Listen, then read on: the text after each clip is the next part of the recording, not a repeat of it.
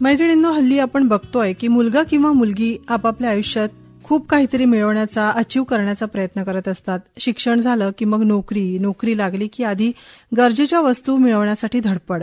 बरं, नोकरी मनासारखी नसेल तर आणखी शोधाशोध. उच्च शिक्षण घेतपर्यंत आणि चांगल्या नोकरीचा शोध मिळेपर्यंत वयाची कितीतरी वर्ष उलटून जातात. आणि आईवडिलांची मात्र चिंता वाढायला लागते की आपल्या मुलामुलींचं लग्न केव्हा होणार. शिवाय लग्नाचं नाव घेताच वधूवर मिळेल असंही नाही. तो त्याला अनुरूपही असायला हवा, बरोबरीचा असायला हवा. एकूणच अपेक्षांचं आणि स्वप्नांचं ओझं इतकं मोठं असतं की लग्न जमेपर्यंत वयाची तिशी यायला सुरुवात होते. पण मैत्रिणींनो, या सगळ्या गोष्टींमध्ये आणि उशिरा विवाह करण्यामध्ये बरेचदा अनेक अडचणींचा सामना सुद्धा करावा लागतो. जसं की मूल होताना म्हणजे गर्भधारणा होताना, शिवाय गर्भधारणा राहिल्यानंतरही वाढत्या वयाचा त्या गर्भावर होणारा परिणाम, अशा अनेक गोष्टी असतात की कधीकधी आपण त्याकडे दुर्लक्ष करतो. तर मैत्रिणींनो, आपल्या आरोग्य दर्पण या मालिकेमध्ये आज याच विषयावर म्हणजे उशिरा विवाह आणि गर्भधारणेतील अडचणी याविषयी अधिक माहिती जाणून घेणार आहोत डॉक्टर दीप्ती शेंडे यांच्याकडून. तर नमस्कार डॉक्टर दीप्तीताई शेंडे. नमस्कार मॅडम. आपलं या आकाशवाणीच्या स्टुडिओत खूप खूप स्वागत आहे.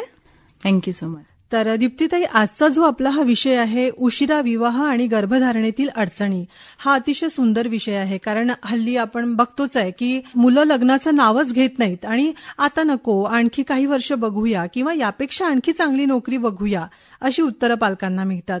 तर योग्य वयातच लग्न करणं हे का गरजेचं असतं? तुम्ही एकदम बरोबर बोलले. आजकाल जी जनरेशन आहे त्याच्यामध्ये हे आहे की करिअर हा खूप इम्पॉर्टंट आहे. ज्यापर्यंत कोणतं चांगलं जॉब लागत नाही, ज्यापर्यंत एक स्त्री या मुलगी आपल्या पायावरती उभी नाही राहिलेली आहे, त्यापर्यंत त्यांना लग्न करण्यात आणि पुढचं मग आपलं शिक्षण कंप्लीट केल्यानंतरच, जर लग्न झालं तरी पण शिक्षण कंप्लीट केल्यानंतरच त्यांना प्रेग्नन्सी करायची असते. तर हा जो एज आहे हा खूप महत्वाचा आहे की कोणत्या वयामध्ये लग्न व्हायला पाहिजे, कोणत्या वयामध्ये त्यांची प्रेग्नन्सी राहायला पाहिजे, हे खरंच इम्पॉर्टंट गोष्ट आहे. पण करिअरमुळे आजकाल जे एज आहे, आधी जर मुलींचं लग्न 18 आणि 20 वयामध्ये जे व्हायचं, पण आता ते चेंज होऊन मुली 24-25 वयामध्ये ते लग्न करायला लागलेले आहे. आता जॉब भेटता सेटल होता काही करिअरमध्ये जाता 30 वय पण लागून जातं, ज्यापर्यंत चांगली कमाई होत नाही. तर त्यामुळे काय होतं ना की प्रेग्नन्सी राहण्यामध्ये मग थोडा अडथळा यायला लागतो. जे नॉर्मल कन्सेप्शन असतं ते एका रिप्रोडक्टिव्ह एज ग्रुप जी असते ती 20 ते 35 एज ग्रुप ही रिप्रोडक्टिव्ह एज ग्रुप असते. 45च्या नंतर जे आहे ते मेनोपॉज येतो. 40 पर्यंत पण पेशंट प्रेग्नेंट होऊ शकते, म्हणजे एखादी स्त्री प्रेग्नेंट होऊ शकते. पण तेच जे नॅचरली प्रेग्नन्सी राहायचं त्यांचं असतं ते वयाच्या हिशोबाने जे आहे ते चेंज व्हायला लागतं. 30च्या नंतर नॅचरल कन्सेप्शन म्हणजे नॅचरली प्रेग्नन्सी ठेवायचे जे चान्सेस असतात ते थोडे हळूहळू कमी व्हायला लागतात. जेव्हा एखादी मुलगी जन्माला येते, स्त्री जेव्हा जन्माला येते, तेव्हा तिच्या अंडाशयामध्ये जितके अंडे असतात ते मिलियन्समध्ये अंडे असतात आणि ते हळूहळू वयाच्या हिशोबाने जे आहे ते कमी व्हायला लागतात. सो डेफिनेटली त्याची जी क्वालिटी पण असते ती सुद्धा कमी व्हायला लागते. तर एक आयडियल एज म्हटलं की त्या वयामध्ये एखाद्या स्त्रीचं प्रेग्नन्सी राहायला पाहिजे ती एक 30च्या आतलं असतं. त्याच्यानंतरचे मग जे त्याचे दुष्परिणाम आहेत ते आपण बघणारच आहोत. अच्छा, बरं, मग या गर्भधारणेत उशिरा लग्न होणं हे अडथळा असू शकतं का? हो. जर आपण उशिरा प्रेग्नन्सी कन्सीव्ह करत आहात तर डेफिनेटली स्त्रियांमध्ये जे आहे बीपी, डायबिटीज म्हणजे ब्लड प्रेशर वाढणं, डायबिटीज म्हणजे शुगरची प्रॉब्लेम होणं, थायरॉइडचा प्रॉब्लेम होणं, हे तर झालं मेडिकल प्रॉब्लेम्स. दुसरं जे प्रॉब्लेम असतात ते अंडाशयामध्ये अंडे व्यवस्थित नाही निर्माण होत. काही लोकांना कमी वयामध्ये जे अंडाशयाची कॅपॅसिटी असते काम करायची ती सुद्धा कमी होऊन जाते. प्रीमॅच्युअर ओव्हॅरियन फेलियर आपण म्हणतो त्यांना, तसं पण दिसतं. गर्भाशयाच्या आतमध्ये गाठी बनणं म्हणजे फायब्रॉइड्स होणं, अंडाशयामध्ये गाठी बनणं हॉर्मोन चेंजमुळे, तर हे सगळं वयाच्या हिशोबाने हे वाढायला लागतं. अच्छा, तसंच मग उशिरा लग्न झाल्यावर गर्भधारणेसाठी प्रामुख्याने कोणकोणत्या अडचणी येऊ शकतात? आत्ताच आपण म्हणाल्या की वय हे सुद्धा खूप मॅटर करतं, तर अडचणी कुठल्या येऊ शकतात? आता जसं जसं वय आपलं वाढतं तसं तसं आपल्याला मेडिकल प्रॉब्लेम्स पण यायला लागतात. आपण एकदम बघितलं आहे की आई बाबांना सुद्धा आपल्या जेव्हा ते 40 वयामध्ये जातात तेव्हा त्यांना बीपी, डायबिटीज, थायरॉइडचा प्रॉब्लेम, हार्टची प्रॉब्लेम हे सगळं हळूहळू सुरू व्हायला लागते. तसंच जसं आपलं वय एक 35च्या नंतर जसं जातो आपल्याला हे जे रिस्क फॅक्टर्स आहेत ते जास्त असतात. आता प्रेग्नन्सी जेव्हा बाळ गर्भाच्या आतमध्ये येतो एका स्त्रीमध्ये, जर स्त्री हेल्दी राहणार, तिथला काही प्रॉब्लेम्स नसतील तर डेफिनेटली बाळ सुद्धा हेल्दी निघणार. हे झालं आईचं हेल्थवरती असतं. दुसरं आहे की जसं एज वाढला त्याच्यानंतर बाळामध्ये जे मेंटल रिटार्डेशन आणि जे क्रोमोझोमल एबनॉर्मलिटीज आम्ही म्हणतो, असे विविध प्रकारचे क्रोमोझोम एबनॉर्मलिटीज असतात. आपल्या बॉडी जी बनलेली आहे ती क्रोमोझोम्समुळे, डीएनएमुळे बनलेली आहे. तर जसं आपलं एज वाढते तसं जसं हे डाऊन सिंड्रोम, पटाव सिंड्रोम असे काही मेंटल रिटार्डेशन्स असतात जे खूप कॉमनली बघितले जातात. म्हणजे 250 पैकी एखाद्या स्त्रीला नॉर्मली होऊ शकतं. जर आधी त्यांच्या घरी कोणाला कोणतं बाळ असं एबनॉर्मल आहे या तिचं पहिलं बाळ एबनॉर्मल आहे तर त्याचे चान्सेस वाढू शकतात. तर जर समजा स्त्रीचं वय वाढलं, 30च्या वर गेले, तर तसं मेंटल प्रॉब्लेम जे बाळाला आहे या हेल्थ इश्यूज जे बाळाला होतील, या लवकर डिलिव्हरी व्हायचे चान्सेस जे असतात, या वजन बरोबर बाळाचं वाढत नाही, तर हे प्रॉब्लेम्स एखाद्या बाळाला होऊ शकतं. म्हणून एज इम्पॉर्टंट आहे, प्लस हेल्थ सुद्धा इम्पॉर्टंट आहे. म्हणजे जर मी म्हटलं की 35 वयाच्या याच्यामध्ये ती पेशंट प्रेग्नेंट व्हायचा विचार करत असेल तर तिचं हेल्दी असणं पण तितकंच गरजेचं आहे. बरोबर. मग बाळामध्ये कुठले कुठले आजार दिसू शकतात? समजा उशिरा गर्भधारणा झाली आहे आणि वय जास्ती आहे आणि लग्न उशिरा झालंय तर? हो, तर जसं आपण आता जस्ट डिस्कस केलं की हे जे क्रोमोझोम एबनॉर्मलिटीज असतात, मेंटल रिटार्डेशन, वजन कमी असणं, लवकर डिलिव्हरी होणं, आता हे सगळं इम्पॅक्ट होऊ शकतं. ऑब्व्हियसली आता मेंटल रिटार्डेशनचं बोलायला गेलं तर आता भरपूर टेस्ट अवेलेबल असतात ज्याच्याने आपण करतो. आता फॉर एक्झाम्पल एखादा 20 आणि 22 वयाची स्त्री जर आली, ती प्रेग्नंट असेल, तर आपण त्याच्यामध्ये रिस्क थोडंसं कमी राहते. जर समजा तुमचं वय 30च्या वरचं आहे आणि 3ऱ्या महिन्यामध्येच आपल्याला हे समजून येतं की बाळाला काही क्रोमोझोमल एबनॉर्मलिटी म्हणजे डाऊन सिंड्रोम या असं काही आहे की नाही ते माहित पडतं. आता वय जर वाढलं की एखाद्या व्यक्तीला जर बीपी असेल, फॉर एक्झाम्पल आपण बीपी बोलूया आधी, तर ब्लड प्रेशर जर जास्त असेल, तर ब्लड प्रेशर जर एखाद्या स्त्रीचा वाढला असेल तर बाळाला जो ब्लड फ्लो जातो तो कमी व्हायला लागतो. त्यामुळे बाळाची जी ग्रोथ आहे ती सुद्धा कमी व्हायला लागते. म्हणजे 9व्या महिन्यामध्ये बाळाचं वजन जर समजा एखादं 2.8 आणि 3 kgचं राहायला पाहिजे तर तो वजन फक्त 2 किलो 200 ग्राम इतकंच. म्हणजे तो नाजूक बाळ होऊन जातो. आणि नाजूक बाळ असलं तर डेफिनेटली इम्युनिटी कमी राहणार, तर आयुष्यभर काही ना काही थोडंफार इन्फेक्शन आणि डेव्हलपमेंटमध्ये थोडंफार फरक पडू शकतो. बरोबर. अल्टिमेटली आपल्याला जे पाहिजे ते हेल्दी बेबी पाहिजे. म्हणजे जेव्हा जन्माला आला त्याच्यानंतर असं काही प्रॉब्लेम नकोय, काही त्रास व्हायला नको, आपल्याला तसं हवं असतं.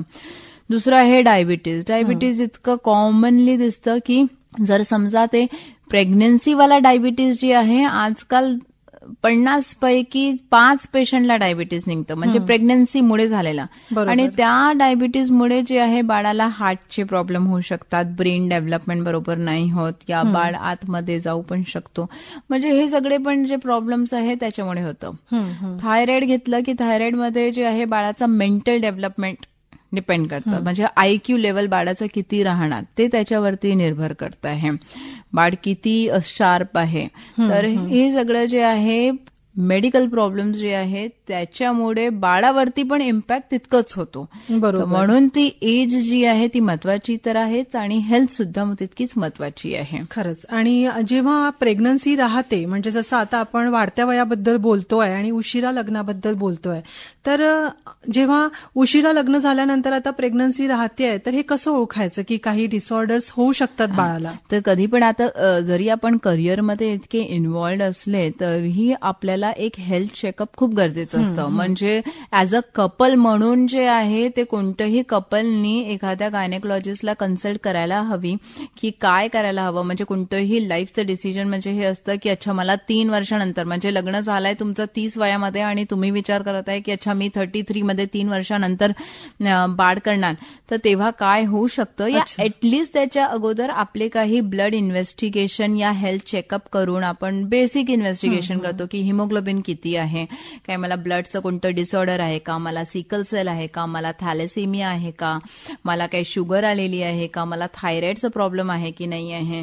म्हणजे हे सगळं आपल्याला समजून येतं. म्हणजे आता प्रॅक्टिसला 15 वर्ष झालेले आहेत. जे 15 वर्षा अगोदरचे जे पेशंट होते म्हणजे थायरॉइड इतकं नव्हतं, थोडंफार होतं, डायबिटीज इतकं नव्हतं, थोडंफार होतं, पण आता 15 वर्षानंतर बघितलं तर प्रत्येक व्यक्तीला काही ना काही निघतच आहे. म्हणजे थायरॉइड तर इतकं कॉमन झालेलं आहे की 5 पैकी 2ला थायरॉइड निघतं. म्हणजे हे आपलं जसं जनरेशन आणि आपली जी लाईफस्टाईल आहे त्याच्यामुळे आपल्या बॉडीमध्ये खूप इम्पॅक्ट होतं. तर आता जेव्हा कोणतंही कपल हे डिसाईड करतं की ठीक आहे मला बाळ हवं आहे पण मला 2 वर्षानंतर 3 वर्षानंतर, तर एकदा ते जे बेसिक इन्व्हेस्टिगेशन्स आहेत ते करून बघू शकतात की काही प्रॉब्लेम आहे का, म्हणजे सो दॅट की त्याचं ट्रीटमेंट ते तेव्हा सुरू करतील तर ते बेटर राहणार. नाही तर भरपूर जे पेशंट असतात त्यांना त्यांच्या प्रेग्नन्सीमध्ये माहित पडते की अच्छा आम्हाला थायरॉइड आहे, आम्हाला सिकल सेल आहे, थॅलेसेमिया आहे, आणि मग तो तितका इम्पॅक्ट बाळावरती ऑलरेडी पडून गेलेला असतो. तर त्यामुळे कधी पण कन्सेप्शन म्हणजे प्रेग्नन्सी प्लॅन करण्याच्या अगोदरच गायनेकला भेटणं गरजेचं आहे. अगदी खरंच. आत्ताच तुम्ही म्हणाल्या की म्हणजे उशिरा लग्न झाल्यानंतर जसं गर्भधारणा राहताना आधी डॉक्टरांचा सल्ला घ्यायला हवा. तर या अडचणी आल्यानंतर म्हणजे जसं आता गर्भधारणा आपण ठेवतो आहे तर अनेक अडचणी येतात, मग या अडचणी आल्यानंतर नेमकं काय करायला हवं? आता आपली ही जी फील्ड असते म्हणजे आपण it is a combine therapy. म्हणजे फॉर एक्झाम्पल कोणत्या पेशंटला डायबिटीज निघाला आहे तर आपण त्यांना एंडोक्रायनॉलॉजिस्ट जे डायबिटीजचे डॉक्टर असतात आपण त्यांच्याकडे पाठवतो. आपण आधी त्यांचा शुगर आणि त्यांचं जे HbA1c असतं ते त्याला आपण आधी कंट्रोलमध्ये आणतो, बघतो की ते कंट्रोलमध्ये आल्यानंतरच त्यांनी ती जी आहे प्रेग्नन्सी कन्सिव्ह करायला पाहिजे. कारण की जर समजा त्यांचं HbA1c म्हणजे 3 महिन्याचं त्यांचं शुगर मॉनिटरिंग असते ते, तर कोणाची जर एबनॉर्मल असली तर त्याच्यामध्ये जे आहे पेशंटच्या बाळांना प्रॉब्लेम म्हणजे हार्टचं प्रॉब्लेम या काही पाठीमध्ये मणकी नाही बनलेलं आणि हे सगळं डेव्हलपमेंटल प्रॉब्लेम्स जे आहेत ते निघू शकतं.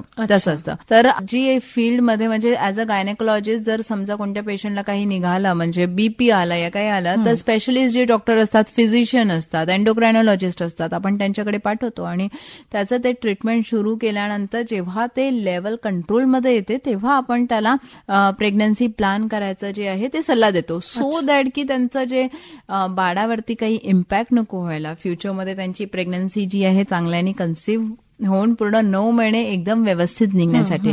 कारण की 9 महिन्याचा जो पिरियड आहे तो थोडा लांब पिरियड असतो की ज्याच्यामध्ये बाळाचं जे ग्रोथ कशी होत आहे, डेव्हलपमेंट कसं होत आहे हे सगळ्यावरती ते डिपेंड करतं. बरं, मग आता आपण या अडचणींबद्दलच बोलतो आहे. उशिरा लग्न झाल्यानंतर गर्भधारणेमध्ये अडचणी येऊच नये म्हणून काय करायला हवं?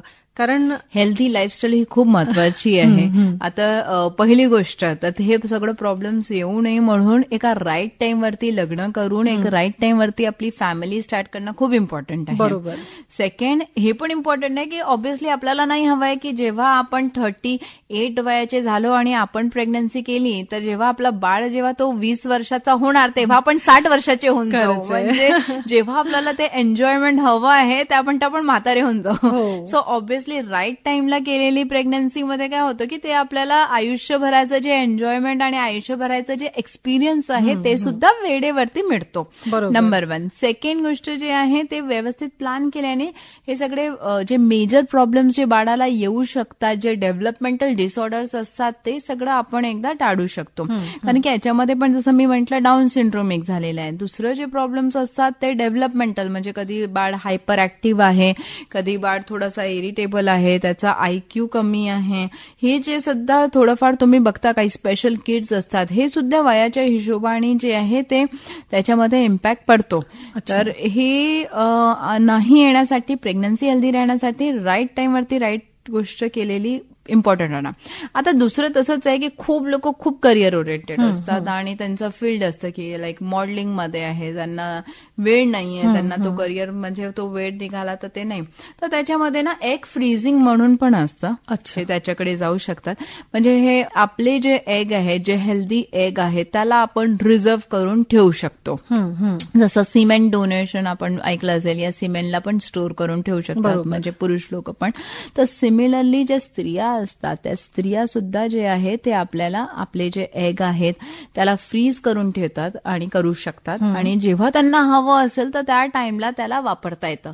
म्हणजे जी क्वालिटी आहे ती मेंटेन राहणार. जी वयाच्या हिशोबाने क्वालिटी आपली खराब व्हायला लागते या कमी व्हायला लागते ती तशी नाही राहणार आणि त्या एजच्या हिशोबानेच ती मेंटेन राहणार. आणि प्रेग्नन्सीचं जे सक्सेस रेट आहे ते बरोबर राहणार. कारण की एजच्या हिशोबाने प्रेग्नन्सी नॅचरली कन्सिव्ह करायला सुद्धा पेशंटला त्रास होतो. याच्यामध्ये अबॉर्शनचे रेट सुद्धा वाढून जातात. म्हणजे होऊ शकतं की 35च्या एजच्या नंतर जर पेशंट ट्राय करत असली नॅचरली कन्सिव्ह करायचं तर ते नाही होणार आणि त्यांना थोडंसं औषधीची गरज लागू शकते, थोडे सप्लिमेंट्सची गरज लागू शकते, ज्याच्यामध्ये मल्टीव्हिटॅमिन्स घ्या या बाकी की ते क्वालिटीला इम्प्रूव्ह करण्यासाठी. तर कन्सेप्शन नॅचरली व्हायला पण वेळ लागतो मग पेशंटला. बरोबर. दीप्तीताई, जेव्हा स्त्रीचं किंवा मुलीचं जेव्हा वय जास्त असतं, कारण आपण आता हल्ली उशिरा लग्नाबद्दल बोलतोय, तर वय जास्त असताना जेव्हा डिलिव्हरी होते तेव्हा काही प्रॉब्लेम्स येऊ शकतात का किंवा ते रिस्की असू शकतं का? नॉर्मली काय असतं की जसं डिलिव्हरीचा वेळ जवळ येतो तसं जसं बाळ जो आहे तो खालची पोझिशन घ्यायला लागतो. जो नॉर्मल डिलिव्हरीचे जे चान्सेस असतात ते एखाद्या व्यक्तीमध्ये जे असतात, जर कमी वय असलं आणि सगळ्या गोष्टी फेवरेबल असले, कोणतं बीपी डायबिटीज नाही आहे, तर तशा पेशंटला आपण नॉर्मल डिलिव्हरीसाठी आरामात करू शकतो. पण जसं वय जास्त असलं, बीपी असलं, डायबिटीज असलं, तर ऑब्व्हियसली जे आहे डिलिव्हरीचं वेळ जो पूर्ण 9 महिने 9 दिवस असतं त्याच्याजवळ न करता आपल्याला थोडंसं 2 आठवडे अगोदरच करावं लागतं. जसं आपण 38 वीक्स आपण म्हणतो या 37 वीक्स म्हणतो, ही आपली मॅच्युरिटी असते जेव्हा पूर्णपणे बाळ जो आहे निर्माण होऊन जातो आणि त्याच्यानंतरच आपण बाळ डिलिव्हरी करतो. तर वय जास्त असलं की जे बोन्स आहेत ते सुद्धा आपले ऑसिफाईड व्हायला लागतात, टाईट व्हायला लागतात, खालचे जे बोन्स असतात, आणि त्यामुळे जी जागा आहे ते बाळाला भेटत नाही. तर त्याची जी पोझिशन घ्यायला पाहिजे बाळाने खालच्या जागेवरती जायला पाहिजे ती तितकं कॅपॅसिटी राहत नाही आणि त्यामुळे सीझरचा रेट वाढून जातो. अच्छा. आणि बाकी जर प्रॉब्लेम असले तर हार्ट प्रॉब्लेम पण दिसायला लागतं एजच्या हिशोबाने. म्हणजे पेशंटला जे आहे चेस्ट पेन या हायपर टेन्शन, म्हणजे नॉट प्रेग्नन्सीवाला बीपीवाला नाही, म्हणजे प्रेग्नन्सी इंड्युस्ड हायपर टेन्शन नाही, पण क्रॉनिक हायपर टेन्शन, आधीपासूनच बीपी जास्त असतो तर त्यामुळे पेशंटला जे आहे हार्टचे प्रॉब्लेम्स पण निघायला लागतात. अच्छा. तर यामुळे जे पेशंट असतात ते रिस्क मध्ये चालले जातात, म्हणजे हाय रिस्क कॅटेगरीमध्ये चालले जातात, ज्यांना एक आयसीयू बॅकअप या ब्लिडिंग जास्त असायचे चान्सेस हे सगळं पण होऊ शकतं. म्हणून असे पेशंट जे थोडंसं एज जास्त असलं त्यांना आम्ही एल्डरली म्हणतो, एल्डरली प्रायमी ग्रॅव्हिडा म्हणतो, म्हणजे वय जास्त आहे त्यांचं, तर त्यामध्ये डेफिनेटली त्यांची केअर जास्त घेतली पाहिजे. प्रेग्नन्सी बघितली गेली तर 40च्या वयाच्या वर पण भेटली गेलेली आहे. नॉर्मली कन्सिव्ह झालेले आहेत पेशंट, होऊ शकतात जे आपण तर मेनोपॉज येत नाही त्यापर्यंत पण पेशंट कन्सिव्ह होतात. 45 वयामध्ये पण पेशंट आलेले आहेत जे नॅचरली कन्सिव्ह झालेले आहे. तर तेच आहे की त्यांचं बाकी पॅरामीटर्स कसे आहेत, त्यांची बॉडी किती कॅपॅसिटीची आहे की ते नॉर्मल प्रेग्नन्सी आणि चांगल्याने प्रेग्नन्सी ते कन्सिव्ह करू शकतात. तर त्या लोकांना रिस्क डेफिनेटली असते, पण हेच आहे प्रॉपर केअर घेतलं, सगळ्या गोष्टी केलं तर आपण आईला आणि बाळाला जे धोका आहे त्यापासून आपण वाचवू शकतो. खरंच. आता आपण याच विषयी बोलतो आहे, तर जेव्हा मुलाचं सुद्धा वय वाढतं, जसं मुलीचं वाढतं तसंच मुलगा सुद्धा आता 30 वर्षाच्या वरच असतात जेव्हा लग्न होतात तेव्हा, तर असं काही मुलामध्ये सुद्धा काही प्रॉब्लेम्स असू शकतात का जेव्हा लग्न होतं? कारण जसं प्रेग्नन्सी ठेवायची आहे किंवा गर्भधारणा ठेवायची आहे, तर जसं स्त्रीचं जितकं इम्पॉर्टन्स आहे तितकं पुरुषांचं पण इम्पॉर्टंट आहे. कारण प्रेग्नन्सी ठेवण्यासाठी जे आहे स्पर्म क्वालिटी, स्पर्मचे व्हॉल्यूम, स्पर्मचं काउंट किती आहे ते सुद्धा तितकंच इम्पॉर्टंट असतं. लाईफस्टाईल इतकी चेंज झाल्यामुळे स्मोकिंग, अल्कोहोल, आणि टोबॅको, म्हणजे इतकं झोपेचं वेळ नाही, शिवाय ऑफिसमधलं टेन्शन, स्ट्रेस, त्यामुळे ही जे स्पर्म क्वांटिटी आहे, क्वालिटी आहे, ते खूप डिटोरेट होते. प्लस एज वाढल्यामुळे पण त्याच्यामध्ये फरक पडतो. तर असे म्हणजे भरपूर आमच्या प्रॅक्टिसमध्ये पेशंट येतात ज्याच्यामध्ये म्हणजे स्पर्म क्वालिटी क्वांटिटी आजकाल खूप व्यवस्थित नाही येत आहे. तर हे सगळं जनरेशन टू जनरेशन जे आहे ते फरक पडत आहे. म्हणजे दिस इज मेकिंग अ डिफरन्स, म्हणजे खूप जास्त फरक पडत आहे. तर याच्यामध्ये त्यांचं पण वय तितकंच इम्पॉर्टंट आहे, त्यांची लाईफस्टाईल पण तितकीच इम्पॉर्टंट आहे. जितकं एका स्त्रीची इम्पॉर्टंट आहे तितकंच पुरुषांचं पण तितकंच इम्पॉर्टंट आहे. तर त्यांनी सुद्धा राईट टाइम म्हणजे एक 35च्या नंतर जेव्हा एज वाढतं तेव्हा हे सगळे इम्पॅक्ट व्हायला लागतात. तर तितकं वयाचं त्यांनाही इम्पॉर्टंट ठेवून आणि बाकीचं गोष्टीचं लक्ष देऊन जे आहे प्रेग्नन्सी प्लॅन करायला हवी. अच्छा, बरं, मग आपण असंही बघतो दीप्तीताई की हल्ली काय होतं की मुली करिअरच्या मागे लागतात आणि लग्न उशिरा होतात. आत्ताच आपण त्याविषयी पण बोलतोच आहे. आणि मग पहिलीच गर्भधारणा ठेवायला वेळ होतो, मग दुसऱ्या मुलाचा विचारच केला जात नाही, असं पण होतं. बरोबर आहे. तर तेच आहे की करिअरमध्ये इतका गुंतागुंत होऊन जातं की एक बाळ झाल्यानंतर त्याचं शिक्षण करता करता करता मग जेव्हा पण वय होऊन जातं तेव्हा ते 38-39 वयामध्ये चालले जातात आणि आपलं शरीर थकलेलं असतं. एक्झॅक्टली. आणि तेव्हाच असं वाटतं की नको, आता दुसरं बाळ नको आहे. तर एक आहे तितकं सफिशियंट, आणि त्यामुळे जी फॅमिली आहे ती मोस्टली जी बघितली जाते ते एक बाळाचीच असते. पण मग आता हे जे दुसरं बाळ आपल्याला जर ठेवायचं आहे किंवा त्यांना ठेवायचं आहे तर काही अडचणी येतात का मग यात? मग तेच राहणार की त्यांना जी प्लॅनिंग करावी लागेल ती प्रेग्नन्सीची, ते ऍटलिस्ट पहिलं बाळ 3 वर्षाचं झाल्यानंतरच ते करू शकतात. कारण की त्यांच्यामध्ये पण जे पहिल्या आणि दुसऱ्या बाळाच्या मध्ये पण एज डिफरन्स हवा आहे. बॉडीला रिकव्हर होण्यासाठी पण तितकं त्यांना वेळ द्यायचा आहे. डिलिव्हरी म्हणजे की याच्यामध्ये पूर्ण बॉडी जी आहे ती वीक होऊन जाते, बॉडीचे सप्लिमेंट्सची गरज असते, थोडंसं जे एनर्जी लेवल असतं ते कमी होऊन जातं. पेशंट जे आहे तितकं त्यांची कॅपॅसिटी राहत नाही की पुन्हा दुसरं एकदम लगेच व्हायचं. वय वाढल्यामुळे जे आहे नॉर्मल डिलिव्हरीचे चान्सेस पण कमी होऊन जातात आणि सीझरचे रेट पण वाढून जातात, सी सेक्शन जास्त बघितलं जातं. तर त्यामुळे आतले जे टाके आहेत, गर्भाशय आहे, त्याला पूर्णपणे हील होण्यासाठी सुद्धा आपल्याला ऍटलिस्ट 2 वर्षाचा जो आहे तो वेळ त्यांना द्यावं लागतं. म्हणून सेकंड प्रेग्नन्सी जी आहे, जे आपण पहिलं बाळ 3 वर्षाचं होत नाही ते आपण केलेलं बेटर नसतं.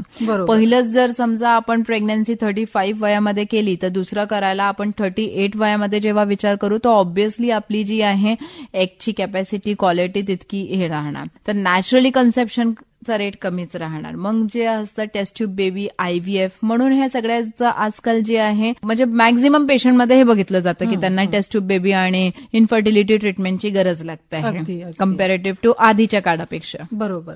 तर दीप्तीताई, वाढत्या वयामध्ये लग्न आणि गर्भधारणा हा जो आपला आजचा विषय आहे, तर हे टाळण्यासाठी आपण काय करू शकतो? टाळण्यासाठी महत्वाचं हेच आहे की एज खूप इम्पॉर्टंट आहे, ज्या एजला व्हायला पाहिजे. आणि दुसरं गोष्ट जे आहे ते हेल्दी लाईफस्टाईल ठेवणं खूप गरजेचं आहे. म्हणजे डाएट, एक्सरसाइज, आपलं दिनचर्या याच्यामध्ये हे राहायलाच पाहिजे. 45 मिनिट डेली एक्सरसाइज करायला हवी आहे. वॉटर इंटेक आपलं बरोबर राहायला पाहिजे, at least 3 litres water in a day.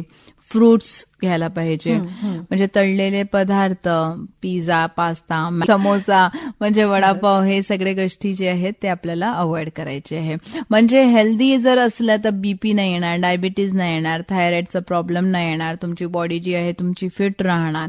जसं जसं आपलं वजन वाढतं तसं जसं आपले हॉर्मोन्स इम्बॅलन्स होतात. हॉर्मोन इम्बॅलन्स झाले की त्यामुळे जे आहे आपल्याला ओव्ह्युलेशन म्हणजे अंडा फुटायला आणि अंडा बनायला त्रास जातो आणि कन्सेप्शनला पण त्याला त्रास जाऊ शकतो. अच्छा, बरं, मग आता जाता जाता आपल्या मैत्रिणींना काय सांगणार आणि आजच्या भावी पिढीला काय सांगणार? आजचा हा जो आपला विषय आहे, करिअर खूप इम्पॉर्टंट आहे. डेफिनेटली मी सुद्धा एक गायनेकोलॉजिस्ट आहे, मला सुद्धा शिकायला इतके वर्ष लागले.